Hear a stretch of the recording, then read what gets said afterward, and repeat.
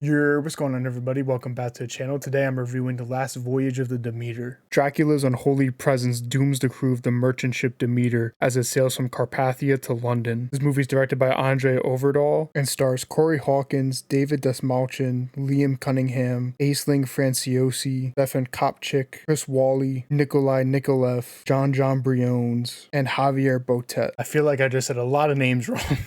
I hadn't really heard about this movie until I started seeing other movies in theaters, and the trailer for this one was playing before the other movies I was watching, and I actually thought it looked pretty cool. I love horror movies, I like vampires, so I decided to check it out. And overall, I thought this movie was just kind of a mixed bag for me. I definitely didn't hate it, but I didn't love it either. It was just another mid movie to me. I think the strongest aspect of this movie for me is definitely the tone and the atmosphere. It's a historical drama horror that has some almost Pirates of the Caribbean vibes at times. I would say the movie fails at being scary or tense, even though it is pretty dark and it takes itself very seriously. The way the movie is shot and edited actually kind of hurts the horror scenes in the film. There's a lot of close-up shots and quick cuts, and the movie's very dark visually, so it can be kind of hard to tell what's happening sometimes, and that's not great. It kind of hurts attention when you're trying to figure out what you're watching. It could have just been the screen in my theater, but the movie does take place during night most of the time, so I feel like it is just the film in general is just very, very dark, and it does add a moodiness to the movie,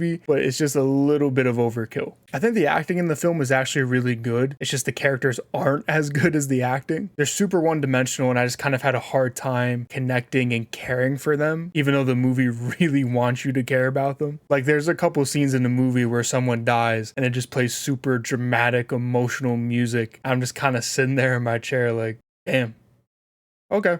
The main reason why people are going to see this movie and the highlight of the movie is Dracula, and he is pretty badass. I really liked his design and I liked the less is more approach, but I could have used a little bit more of him in the movie. The movie's paced slowly to build up the suspense for the reveal of Dracula, and it's cool, but I just think it takes a little bit too long to get there. There was a few moments where I was just kind of waiting for Dracula to show up again, because like I said, I wasn't very invested in the characters, and since the movie really takes its time to kind of bring Dracula in from scene to scene to just keep building the dread, I kind of checked out sometimes every now and then. There was some good gore in here though. I did enjoy that aspect of the movie. Dracula is brutal and it helps make him much more menacing and threatening. Even when he's off screen, you can still feel his presence, which is pretty cool. You feel like he's always looming in the shadows and stalking the crew. And like I said, that is still cool, but I would have just liked to see a little bit more of him like actually on the screen. There's also a couple of like little logistical issues I have with the movie that are kind of spoilery, so I won't say anything specific.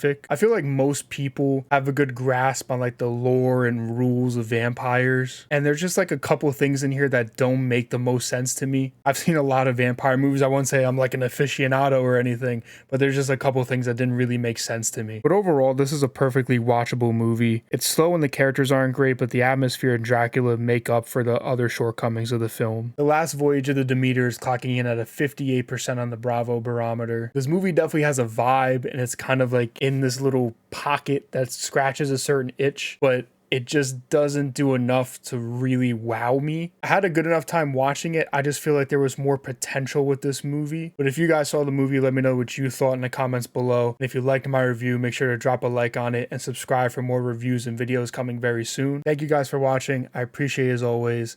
I hope you guys have a great rest of your day. Peace out, everybody.